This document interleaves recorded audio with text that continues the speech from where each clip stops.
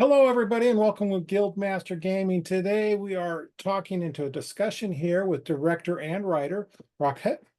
See, I knew I was going to mess it up You once I said practice those. Rakefet Rakefet Abergel. Yeah. Rakefet Abergel, and her short film Still, which I have been able to have a chance to watch in conjunction with the Film Quest Film Festival this year.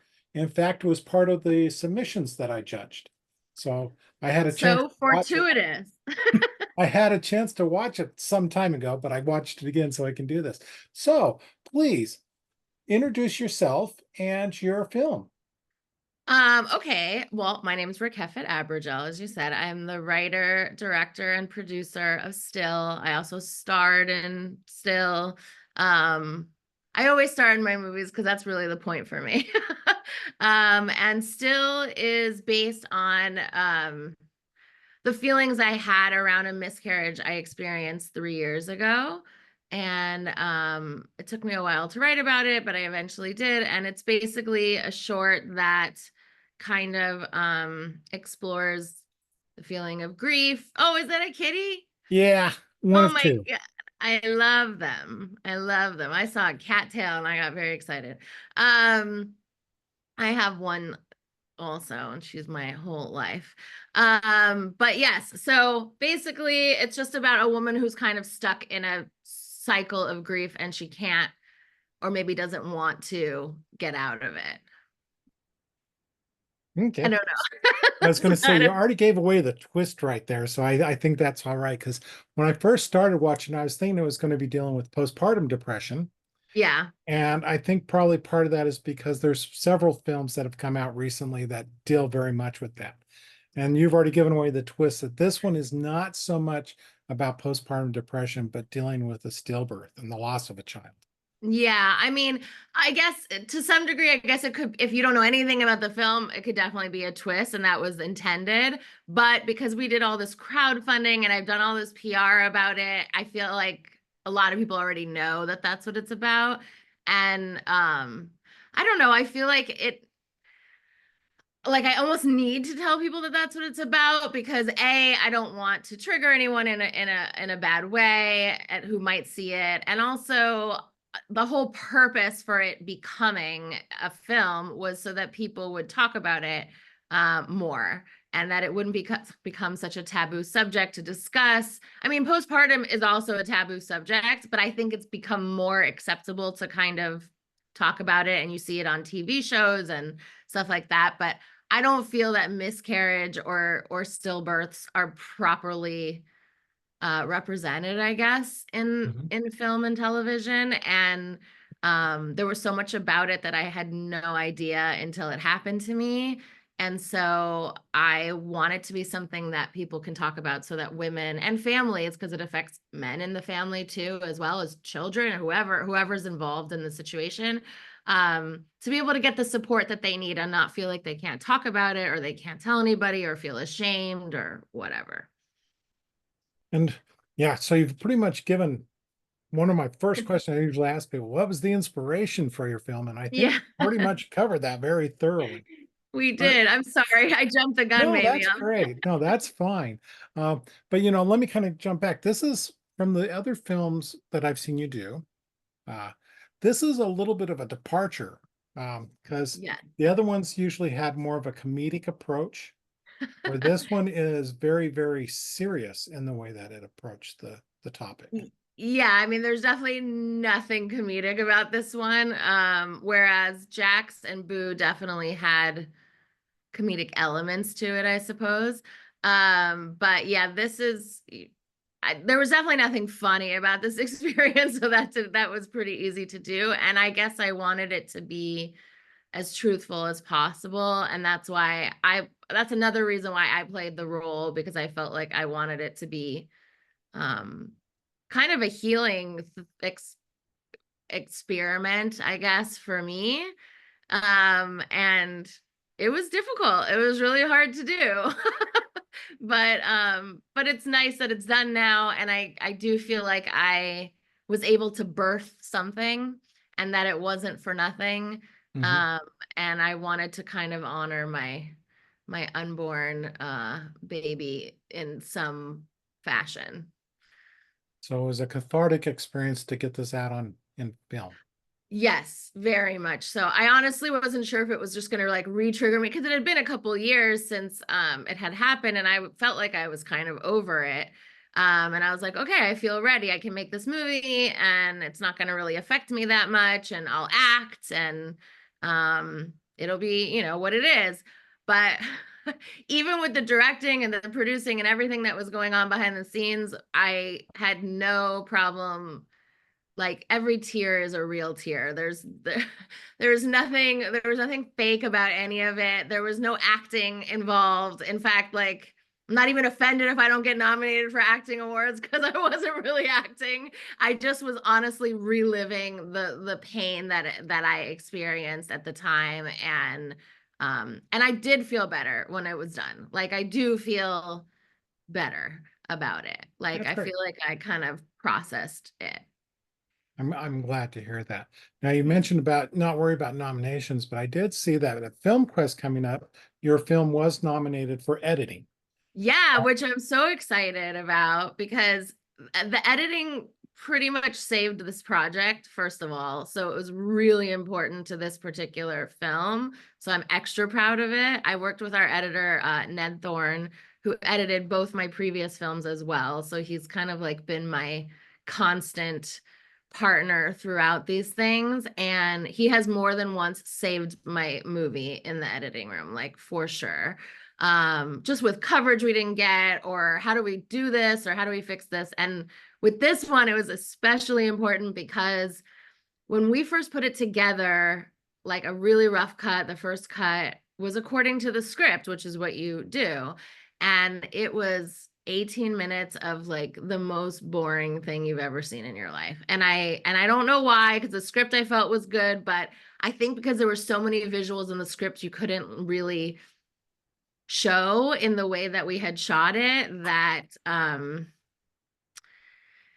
it just wasn't working. And I cried about it for months. And I was like, maybe we don't have anything here. Maybe this is just like a mistake and it's just whatever. And we decided, I went up with a very, very small crew of like 3 people. We went up to the mountains and we shot all of this extra footage.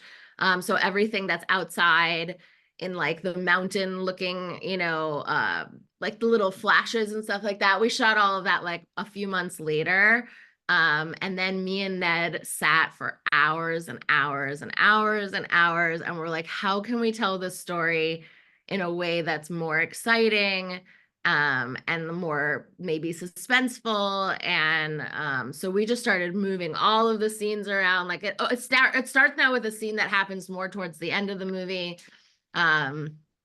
So the editing, it kind of came together in the editing. So I'm extra proud of that. And Ned deserves some recognition because he's done an amazing job on all 3 of my projects. And I think he was nominated for one. I can't remember. I think it might have been Jack's. It was a while ago. And I'm just glad to see that, his skills are being appreciated. And also, hopefully, there's a secret nomination in there. I'm still holding on for that. I mean, I'm going to be honest. I hope there's something else in there, but if not, I'm still very happy. I'm still happy that Ned got, Yeah, yeah. there's some good stuff there. So we'll kind of move away since we've really kind of hit on the film already.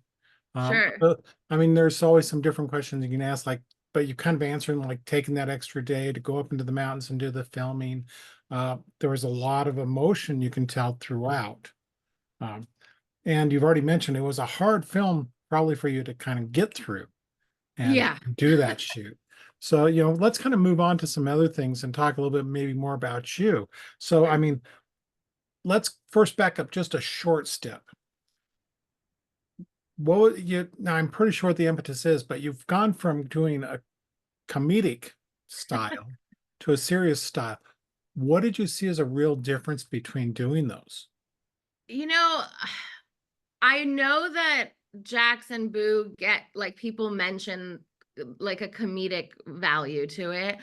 I don't see them really as I don't see it that way. So I never intended it to like really have that. I just am a person who comes from comedy. And so there are times when it slips in like completely unintentionally.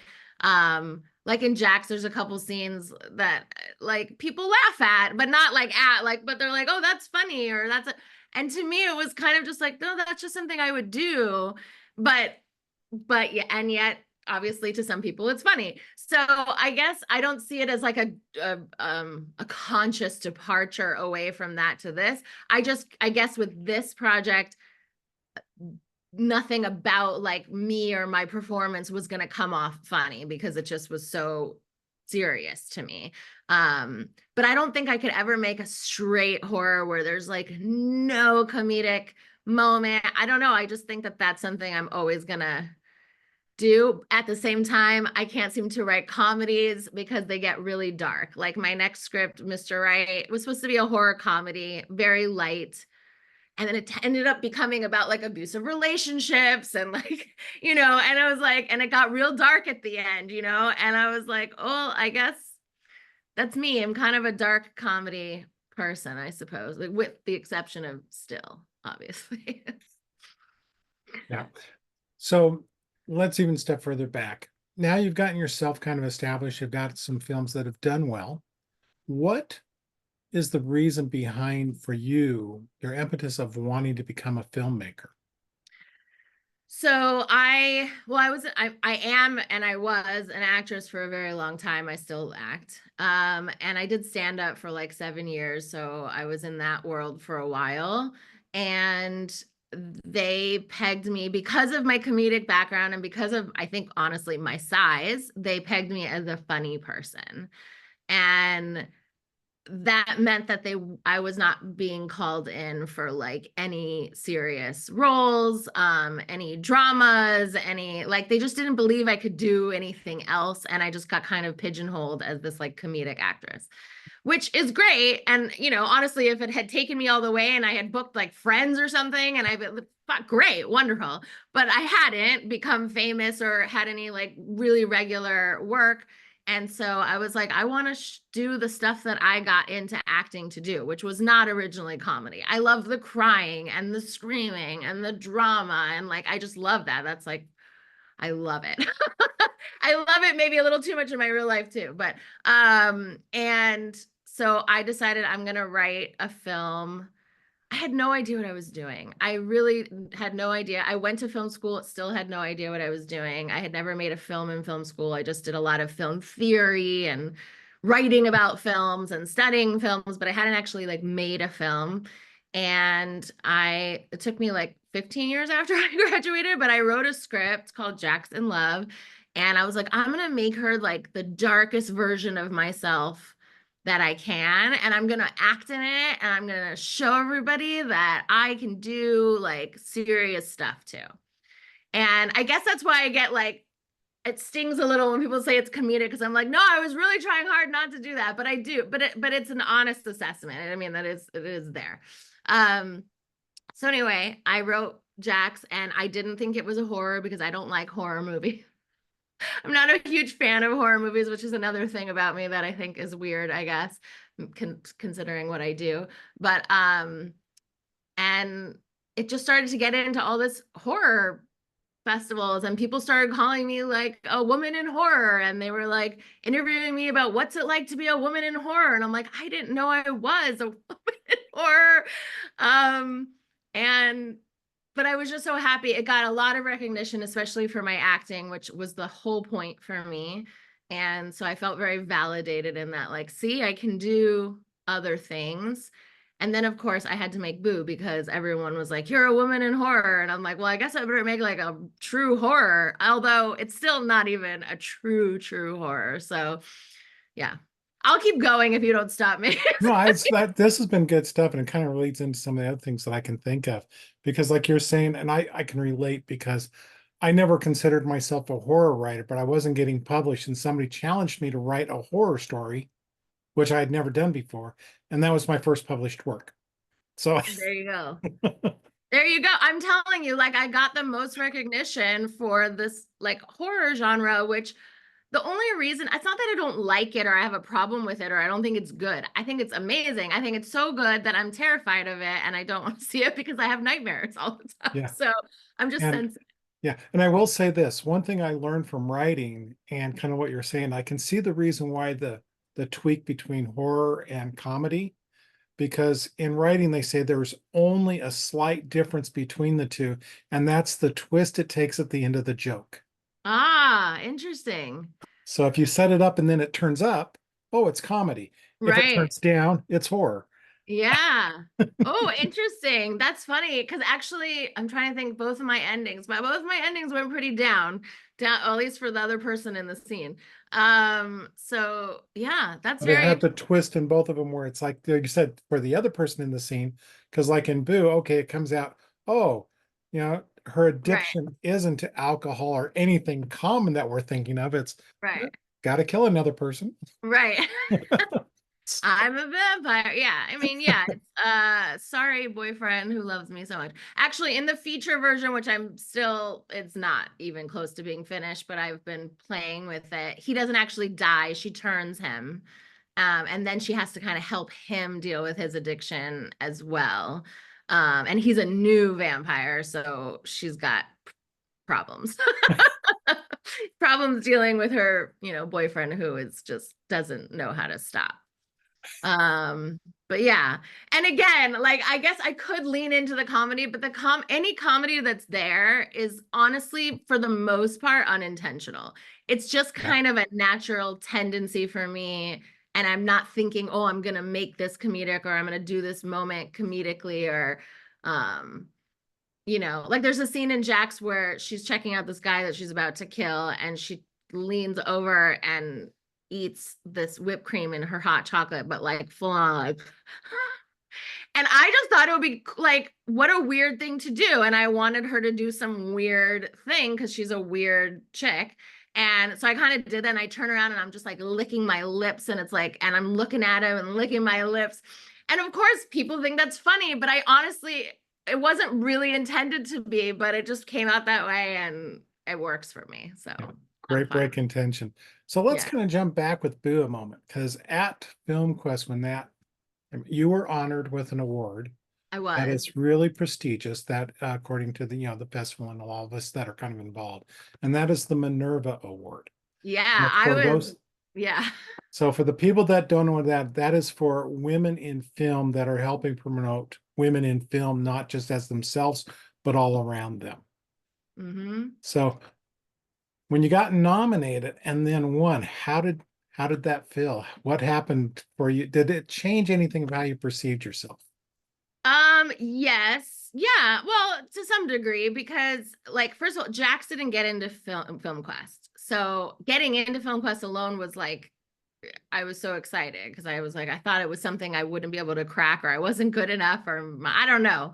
So when Boo got in, I was like, oh, great. And then it got nominated for, I think, 4 awards. One was a secret nomination. And then Minerva, like, I mean, I don't know. I don't remember every name on that list, but at the time, I knew a lot of those names, whether I knew them or I knew of them. And I was like, I don't have a chance. Like I'm new. This is my first film here, and these women had been making films for a long time. They were much more like ingrained in the horror genre in general. Um, some people that I really looked up to that I was like, I don't know. So when I won, it was very like I think it took me a minute and it was shocking. I mean, it was shocking because I felt like um I just out of all the awards to get that one was really like extra special because it was so I mean it's a named award, that's something really special. It is because it means something and like and to be up there for women and to be like recognized as somebody who not only acted in it but also directed it and also produced it and also wrote it. um I think that it's very hard to do those things, and not a lot of people do all of those things. And it was nice to be recognized for the amount of work that went into it and stuff. It was very nice. I think I cried a little. There's a video of it. I walked up there and I just couldn't. It was crazy. That's great. So we'll now jump further back. What was for you to want to become a filmmaker? What was the drive? Honestly, I went to film school, I mean back in 97 to show my age. And but I didn't go to film school because I wanted to be a filmmaker. I went to film school because I wanted to be an actor, but I wanted to be an informed actor who knew what was happening. I didn't want to be someone who just showed up and acted. I wanted to like know, how do you make a movie? How do you write a movie? Like what goes into, I just wanted to be a really well-rounded actor who like understood the process. And of course, I fell in love with films in general through that, just through going through school at Boston University. And I saw so many films, and I was a women's studies minor. So I wanted to make movies about women and women doing things that they don't usually do. And I thought that was, and then I graduated and I just didn't do anything. I don't know. It was a different time. You had to shoot on film. Like it was not, you didn't have the access that you have now. And it was very expensive to make a short back then. And so I just kind of gave it up. And then for me to want to do it really is just from what I said. It's like I just wanted to show people I could act. That was the impetus. It had nothing to do with filmmaking. Like I didn't want to be a director necessarily. I didn't want to be a writer necessarily. I definitely didn't want to be a producer, and I still don't want to be a producer. I hate producing. I'm actually pretty good at it, but I do not enjoy any of it. It's not an enjoyable process for me. And so it feels weird now that acting has kind of taken a back seat, and that's really the reason I started to do any of this. But it's nice to know that I'm capable of doing other things. I guess if the acting doesn't work out, maybe I will be directing more, maybe I'll write more, you know, I don't know. Yeah.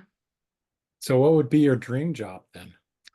People have asked me that, and I have a really hard time answering that question because I mean, dream job would be to like have my own show where I'm the lead actor. That's like dream. Um, if it wasn't that, it would definitely be directing is my number two passion. So directing something that I enjoy. Um, Writing, I guess, is third. Writing is so hard that I just I like it, but it's so hard and it stresses me out. So yeah. But yeah, if I could just act, I would probably stop making movies. Like if I booked something that played for the next 10 years on Netflix or whatever, I would just do that and be in heaven. I probably wouldn't make another movie.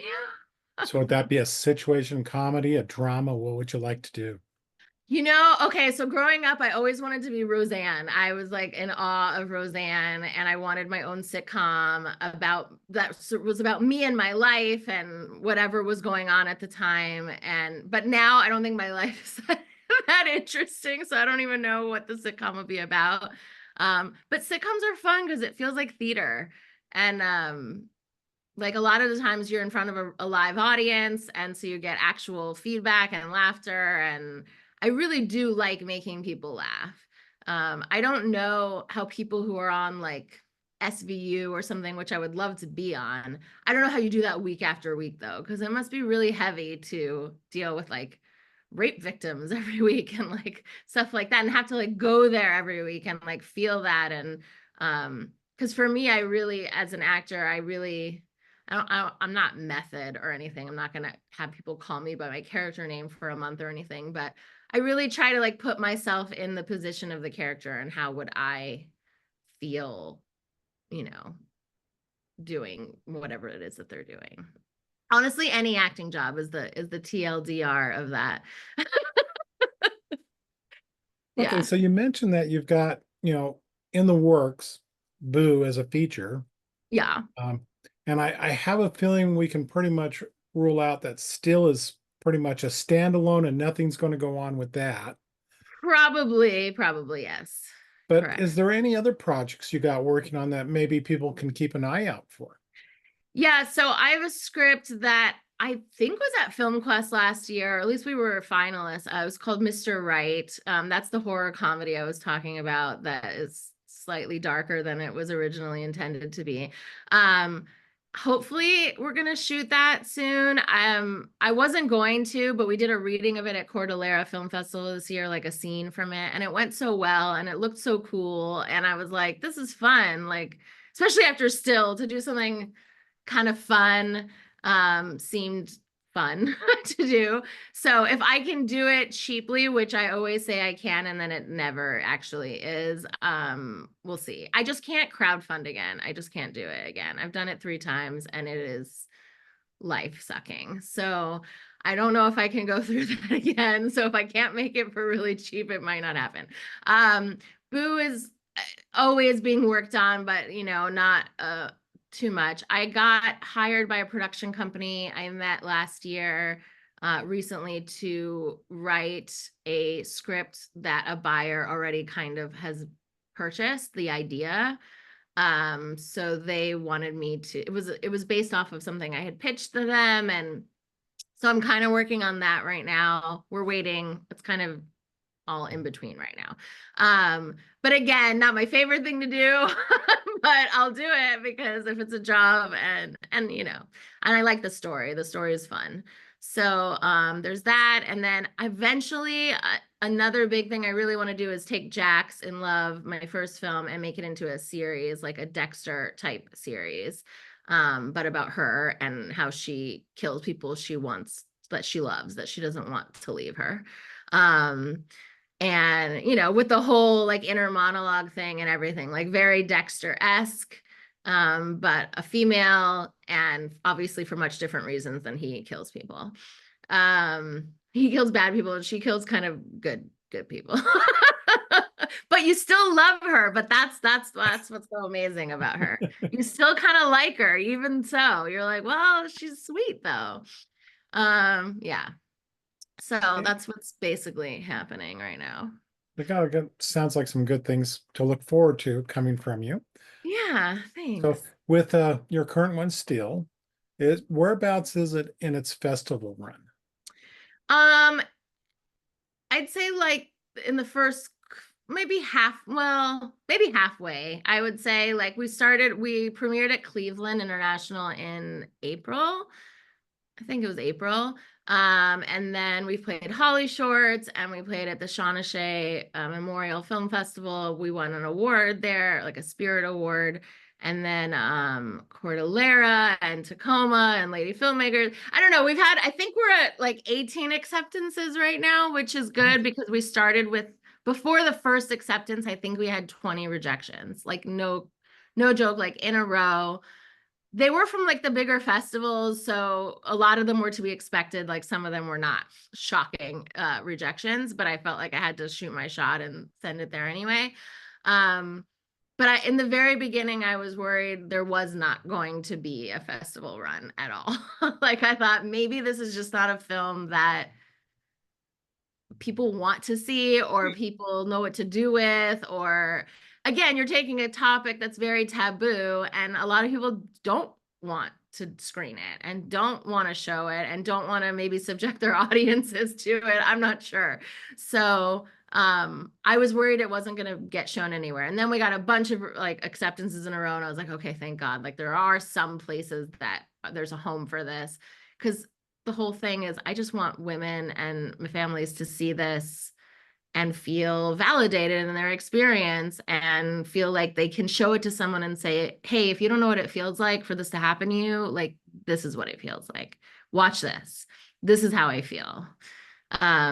Which I think is such a powerful thing to have to give to somebody, because it's so hard to know what it feels like if you haven't been through it. Yeah.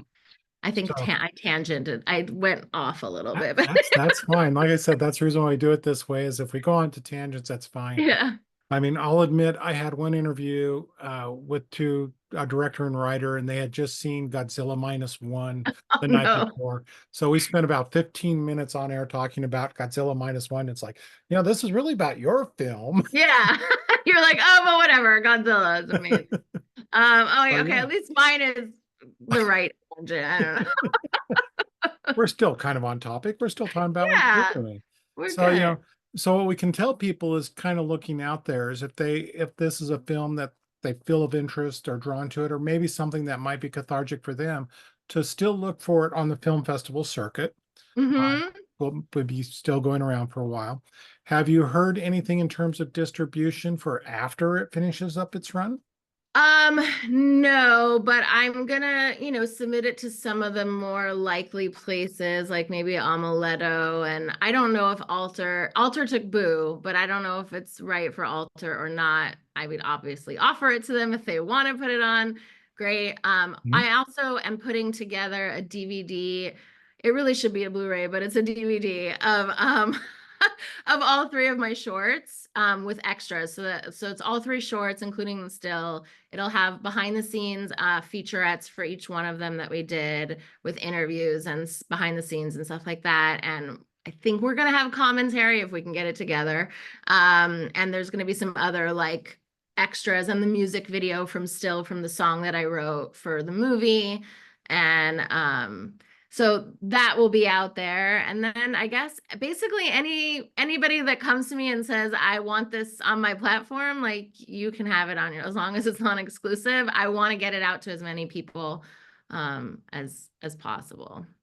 Okay, so you're going to Yeah. make it available. So we're kind of gone about a half an hour.